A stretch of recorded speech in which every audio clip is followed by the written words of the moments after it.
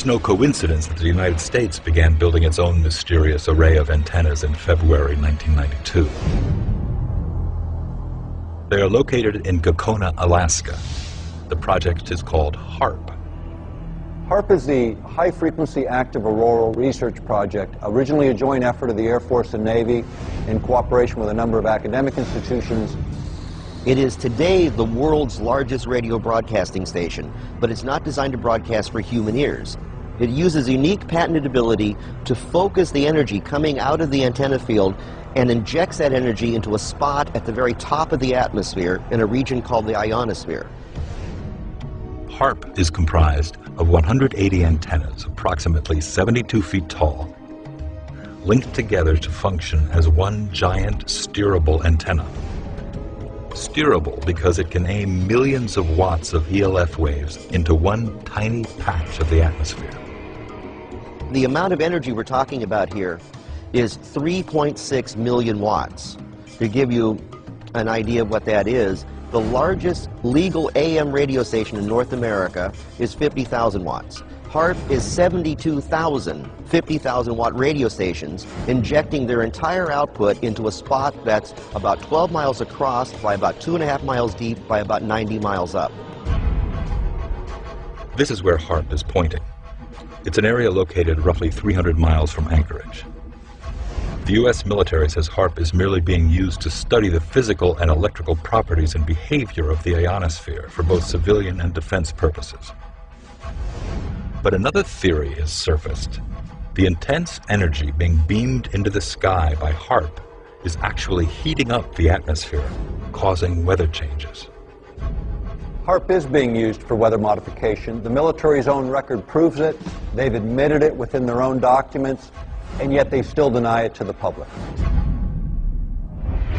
Dr. Brooks Agnew has researched ELF wave technology for the past 30 years and is convinced HARP's effect on the ionosphere does alter the weather. HARP couldn't affect the jet stream directly, but indirectly it could, because if you push the ionosphere out into space, then the stratosphere just under the ionosphere has to move to fill in that gap. When it moves, it could pull the jet stream with it, thus rerouting it hundreds of miles, changing the way water moves through our atmosphere. Dr. Agnew has devised a demonstration to show how HARP could manipulate the atmosphere. So what we've done is we've got a cloud generator up here. It's an ultrasonic nebulizer. It's going to create real water particles, just like you would find in a cloud. What we're seeing now is we're actually filling this chamber with microscopic water particles. You can see that it's almost completely filled with water vapor. It's beginning to condense a little bit on the sides, just so that you can see the detail. We've got a nice dense fog, just like you were sitting inside a cloud at 50,000 feet. At the bottom of the cloud chamber, Dr. Agnew has constructed an ELF wave transmitter, a miniature version of HARP. We're only using 100 watts. It's perfectly safe. When Dr. Agnew turns on the ELF wave transmitter and begins shooting ELF waves into the simulated cloud, the cloud begins to move up to the top of the chamber, taking the moisture with it.